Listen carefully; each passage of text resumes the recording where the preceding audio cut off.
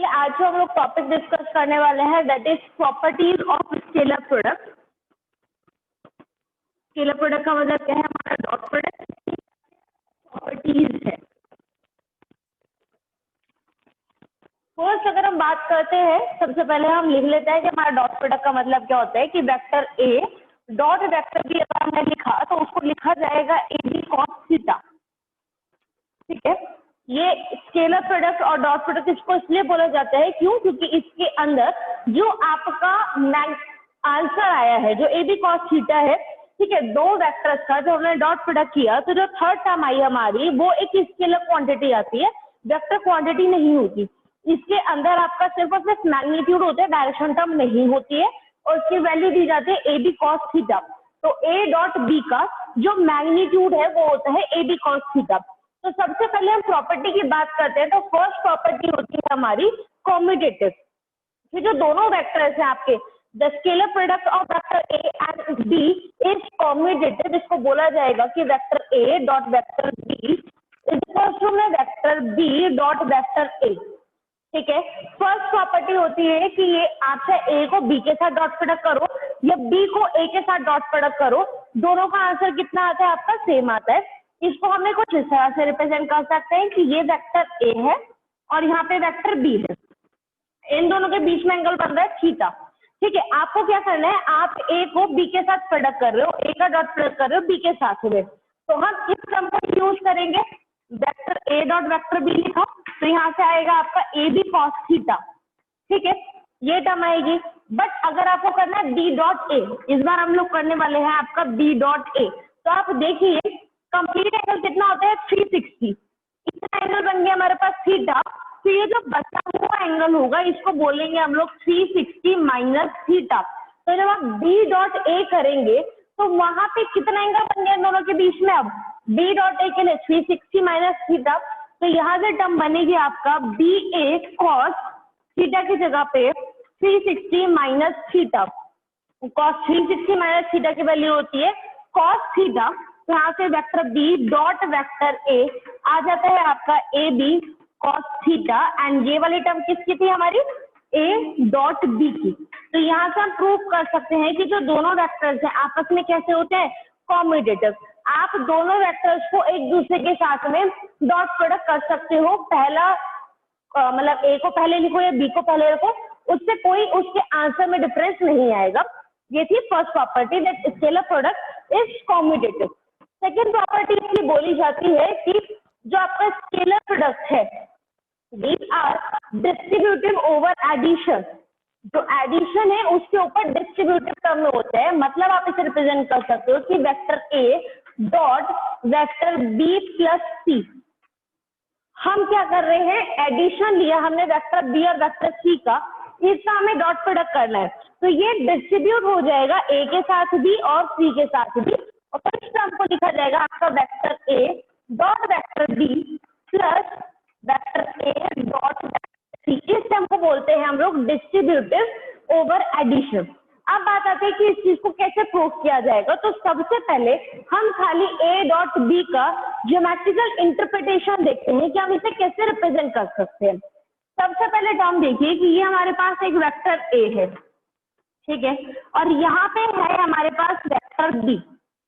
ठीक, अब last topic में आपको बताया गया था कि जब भी हम वेक्टर्स को रिजॉल्व करते हैं तो वो अपने रेक्टेंगुलर कंपोनेंट के टर्म में रिजॉल्व होता है। रेक्टेंगुलर कंपोनेंट का मतलब हो गया कि उसका एक हॉरिजॉन्टल कंपोनेंट होता है और एक वर्टिकल कंपोनेंट होता है। हॉरिजॉन्टल कंपोनेंट में वो हमेशा टर्म देता है आपकी कॉस वाली, क्योंकि वहां पे क्या जा रहा है? वो बेस की तरफ जा रहा है। तो हॉरिजॉन्टल कंपोनेंट अगर मैं वेक्टर बी का लिखना चाहती हूँ तो वेक्टर बी का बी एच का मतलब उसका हॉरिजॉन्टल कंपोनेंट, और उसको लिखा जाएगा आपका बी कॉस थीटा। और अगर मैं लिखना चाहूँ बी का वर्टिकल कंपोनेंट तो वो आता है आपका बी साइन थीटा। ठीक, अभी यहाँ पे ये जो दो वेक्टर्स हैं इन दोनों के बीच का एंगल है थीटा। हमें क्या बनाना है? एक ट्रायंगल, ताकि आप इजीली उसमें क्या कर सके, काम कर सके, क्योंकि ट्रायंगल जो राइट एंगल ट्रायंगल है वो हमारे लिए फैमिलियर होता है। तो हमने वेक्टर बी से यहाँ पे परपेंडिकुलर ड्रॉ कर दिया और इसको नेम दिया ओ एंड टी और ये बी। ठीक है। तो अगर हम ट्रायंगल की बात करते हैं, ओ एंड बी ट्रायंगल में बात करते हैं, ये हमारे पास 90 डिग्री का है, ठीक। तो यहाँ से वेक्टर बी के लिए जो कंपोनेंट आया आपका, ठीक है, वेक्टर ए का मैग्नीट्यूड यहाँ से यहाँ तक पूरा ओपी देगा। ओपी क्या दे रहा है आपको? मैग्नीट्यूड ऑफ ए, ठीक है। और यहाँ से इस ट्रायंगल में जाइए आपका ओ बी एन, जो बेस वाली टर्म है, ये बेस क्या आ जाएगा आपका? बी कॉस थीटा, क्योंकि बेस क्या आएगा यहाँ से आप निकाल सकते हो कॉस थीटा एंगल। अगर आप निकालेंगे इस ट्रायंगल में, in triangle O N C, आप निकालो कॉस थीटा की टर्म, कॉस थीटा जाएगा आपका बेस अपॉन हाइपोटेन्यूज, और अगर आपको बेस की वैल्यू निकालनी है तो कितना जाएगा? वो हाइपोटेन्यूज इनटू कॉस थीटा। तो यहाँ से मेरे को ओ एन की वैल्यू मिल जाएगी आपका बी कॉस थीटा, ठीक। और ये पूरा कितना है? आपके मैग्नीट्यूड कितने का है? ए का है, वेक्टर ए का। तो यहाँ से आप क्या लिख सकते हो इसको? इसका इंटरप्रिटेशन आप किस तरह से कर सकते हैं? आपने लिखा इसको ए बी कॉस थीटा को डॉट वेक्टर बी को आपने लिखा ए बी कॉस थीटा के टर्म में। यहाँ पे देखिए खाली बी कॉस थीटा और ए, तो ए को मैं लिख सकती हूँ पूरा ओपी, ठीक है, इनटू बी कॉस थीटा क्या टर्म है आपकी? O N. OP into O N का मतलब क्या है आपका? Vector A dot vector B, क्योंकि यहाँ पे ओपी रिप्रेजेंट कर रहा है पूरा वेक्टर ए का मैग्नीट्यूड, और ओ एन रिप्रेजेंट कर रहा है आपका horizontal component of vector B. इसी चीज को यूज करते हुए हम लगाएंगे यहाँ पे, इस वाले टर्म में जाएंगे। कैसे लिख सकते हैं हम इसको?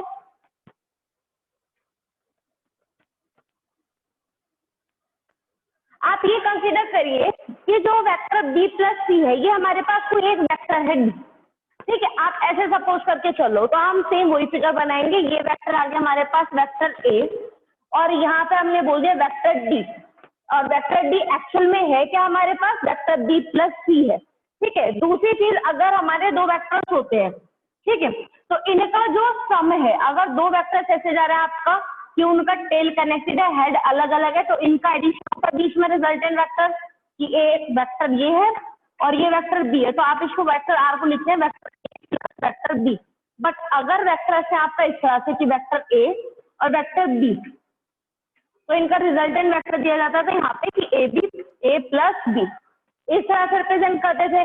वही चीज हम यहाँ पे करेंगे।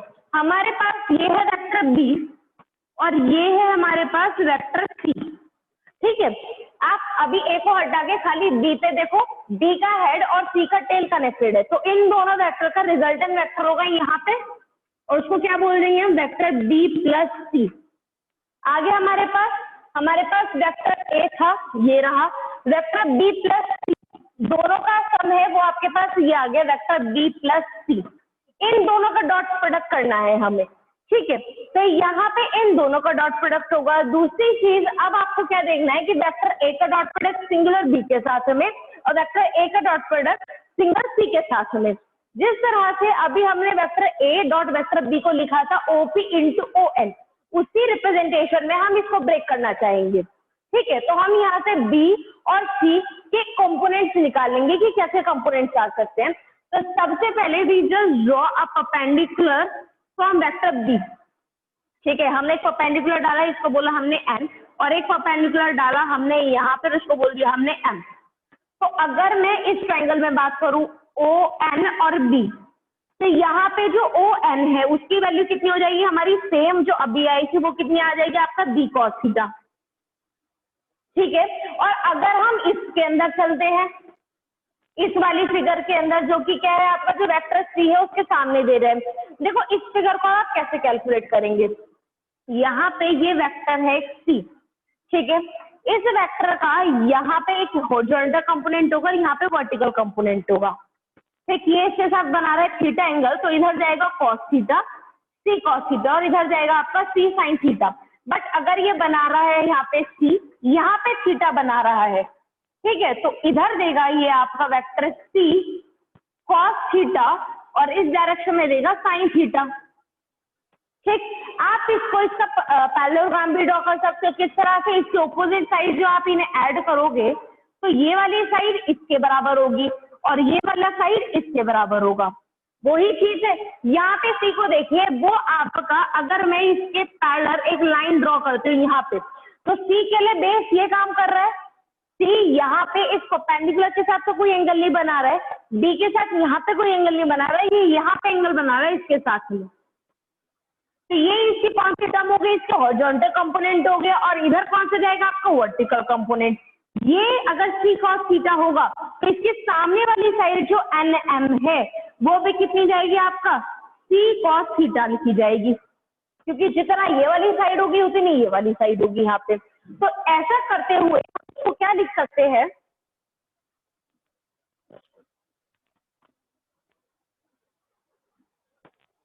यहाँ पे आप vector A dot vector B plus C को क्या लिखेंगे, वेक्टर बी प्लस सी का आ रहा है पूरा का पूरा ओ से लेके एम तक, तो यहाँ से इसको लिखा जा सकता है इंटरप्रिटेशन के टर्म में कि O P into O M. ठीक है, हमने क्या लिखा, ओपी इंटू में ओ एम लिख दिया। दूसरी चीज ओपी इंटू ओ एम को आप और ब्रेक कर सकते हैं, ओ एम को अगर हम और ब्रेक करें, ओ एम को लिखा जा सकता है O N plus N M लिख सकते हैं यहाँ पे। तो यहाँ पे टर्म बन जाएगी आपका O N plus N M. अब ये देखिए ओपी का मतलब क्या है, मैग्नीट्यूड ऑफ ए, मतलब कि उसका वेक्टर ए। ठीक है, ओ एन का मतलब क्या है आपका, बी कॉस थीटा। तो यहाँ पे टर्म कितनी आ रही है आपका, A into B cos theta, plus N M का मतलब कितना है आपका, सी कॉस थीटा। तो यहाँ से टर्म आ रही है आपकी सी कॉस थीटा। ए को अंदर डिस्ट्रीब्यूट अगर हम करेंगे तो ये टर्म बनेगी आपका A B cos theta plus A C cos theta, ये टर्म आ गई। ए बी कॉस थीटा का मतलब क्या है हमारे पास, vector A dot vector B, तो यहाँ से लिख सकते हैं vector A dot vector B plus A C cos theta क्या जाएगा आपका, ए डॉट वेक्टर सी, मतलब A vector dot C vector. तो यहाँ से लेके क्या चले थे हम, vector A dot B plus C, आके गया हमारे पास दोनों का डिस्ट्रीब्यूटिव टर्म में इंडिविजुअल स्केलर प्रोडक्ट। ठीक है, तो आप ये बोलते हैं कि जो आपका स्केलर प्रोडक्ट होता है वो डिस्ट्रीब्यूटिव होता है ओवर एडिशन। ये थी आपकी second property. Next third property की बात करते हैं, और थर्ड प्रॉपर्टी हम कुछ कंक्लूजन्स पे रखेंगे। कंक्लूजन्स किस तरह से, जैसे हम फॉर्मूला लेके चले कि आपका vector A dot vector B का मतलब क्या है, A B cos theta, and theta यहाँ पे एंगल है between A and B, A और बी के बीच का एंगल है। ठीक है, अब यहाँ पे आपके वेक्टर्स कैसे हो सकते हैं, अगर किसी भी इंक्लाइन एंगल थीटा पे है, आप डायरेक्टली ये फॉर्मूला रखो, 30 डिग्री पे है कॉस 30 रख दो, 45 पे कॉस 45 रख दो, इस तरह से वैल्यू रखेंगे। बट अगर दोनों वेक्टर्स आपस में परपेंडिकुलर होते हैं, हम दो केस लेंगे, अगर दोनों वेक्टर्स आपस में परपेंडिकुलर है तब क्या रिजल्ट आएगा, और अगर दोनों वेक्टर्स एक दूसरे के पैरेलल है, पैरेलल का मतलब क्या होगा कि उन दोनों के बीच में एंगल कितना है आपका, 0 है, वो एक ही डायरेक्शन में है अगर दोनों वेक्टर, तो आंसर कितना आएगा। इसको कैसे लिख सकते हैं हम, first if theta equal to कितना है 90 डिग्री, तो यहाँ से vector A dot vector B की वैल्यू खोलते हैं तो बनता है आपका A B cos 90, and cos 90 की वैल्यू कितनी होती है 0।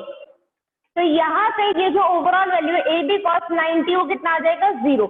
इसका रिजल्ट हम क्या यूज करेंगे, जैसे कि हमने बोला आपकी एक्सिस होती है that is X axis, Y axis and Z axis. X axis के लिए आपका जो बेस वेक्टर होता है, जो यूनिट वेक्टर होता है वो लिया जाता है आई कैप, वाई के लिए लेते हैं हम लोग यूनिट वेक्टर जे कैप, और जेड के लिए लेते हैं हम लोग के कैप। ठीक है, अगर हम आई का प्रोडक्ट कर रहे हैं जे के साथ में, आई का डॉट प्रोडक्ट करें अगर आप जे के साथ में, I vector dot J vector, magnitude दोनों का 1 है, बट डायरेक्शन देखिए एक एक्स एक्सिस में है एक वाई एक्सिस में है, दोनों के बीच का एंगल कितना है 90 डिग्री। अगर दोनों वेक्टर के बीच का एंगल 90 डिग्री होता है तो उनका डॉट प्रोडक्ट कितना होता है 0, तो आई डॉट जे आएगा 0, जे डॉट के कैप भी आएगा हमारे पास 0, और के डॉट आई कैप भी आएगा कितना 0।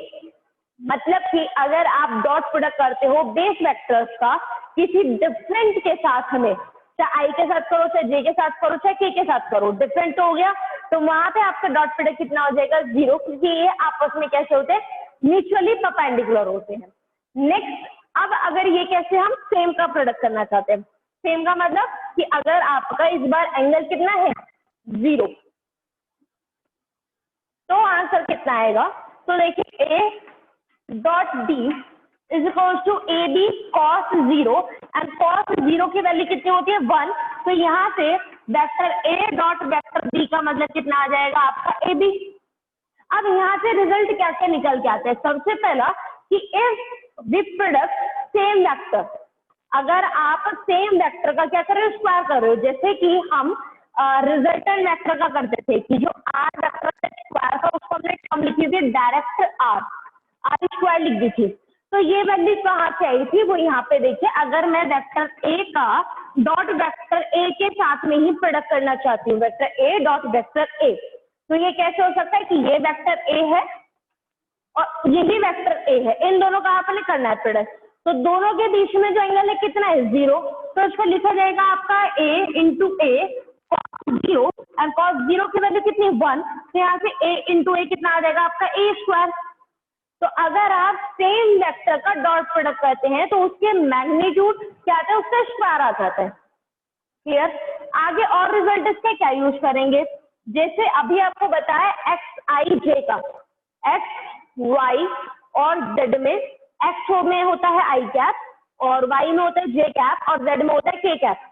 आपसे बोला गया आप कीजिए आई डॉट आई कैप, तो यहाँ से वैल्यू कितना आएगी? एंगल कितना है इस बार 0, दोनों का मैग्नीट्यूड कितना है 1, आई का स्क्वायर कितना आएगा 1 का स्क्वायर और 1 का स्क्वायर होता है 1, तो यहाँ से I dot I 1, J dot J आएगा 1 एंड के डॉट के कितना आएगा हमारे पास 1। तो ये आपके नोटेड पॉइंट है, याद रखेंगे। अगर हम base vector same base vector का डॉट प्रोडक्ट करते हैं वैल्यू 1 आती है, बट अगर हम डिफरेंट बेस वेक्टर्स का डॉट प्रोडक्ट करते हैं वैल्यू कितनी आती है? ऑलवेज 0 आती है। तो ये आपकी नेक्स्ट प्रॉपर्टी थी। ये सब आपकी प्रॉपर्टीज थी स्केलर प्रोडक्ट की कि आप किस तरह से इनके जो रिजल्ट हैं उनको यूज कर सकते हैं।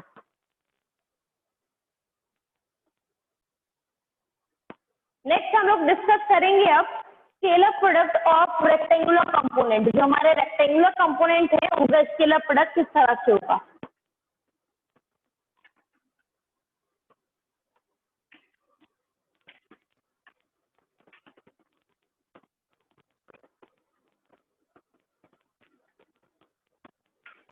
हमने बोला कि हमारे पास एक वेक्टर है ए, ठीक है, वेक्टर ए, इसको हमें रेक्टेंगुलर कंपोनेंट के टर्म में लिखना है। रेक्टेंगुलर कंपोनेंट का मतलब यही हो गया कि आप उसे एक्सेस में भी दे रहे हो, वाई एक्सिस में भी उसका कुछ ना कुछ कोऑर्डिनेट है और जेड एक्सिस में भी कुछ ना कुछ उसके कोऑर्डिनेट है। तो यहाँ से अगर वो तीनों के अंदर है तो उसको कुछ इस तरह से लिखा जा सकता है कि ए आपका x I cap plus A Y J cap plus A Z के कैप।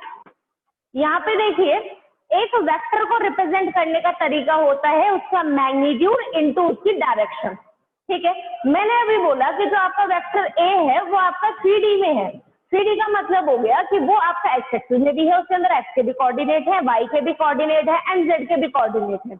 अगर तीनों के कोऑर्डिनेट है तो आपको उस एक वेक्टर को तीनों के टर्म में लिखना पड़ेगा। तीनों के टर्म में उनका मैग्नीट्यूड इनटू उनकी डायरेक्शन आएगी। तो यहाँ से एक्स का मतलब हो गया आपका जो एक्स की डायरेक्शन में मैग्नीट्यूड है वेक्टर ए का, उसका कंपोनेंट, और आई कैप मतलब कि एक्स डायरेक्शन, जे कैप मतलब वाई डायरेक्शन एंड के कैप मतलब जेड डायरेक्शन। आपने उसके मैग्नीट्यूड भी इसी तरह से लिख दिए हैं। ठीक है, अगर एक वेक्टर था ये ए, आप उसे ऐसे लिखोगे कि ये आपका ए एक्स आई कैप के टर्म में है, यहाँ पे ये आपका ए वाई जे कैप है और इस डायरेक्शन में क्या जाएगा आपका ए जेड के कैप।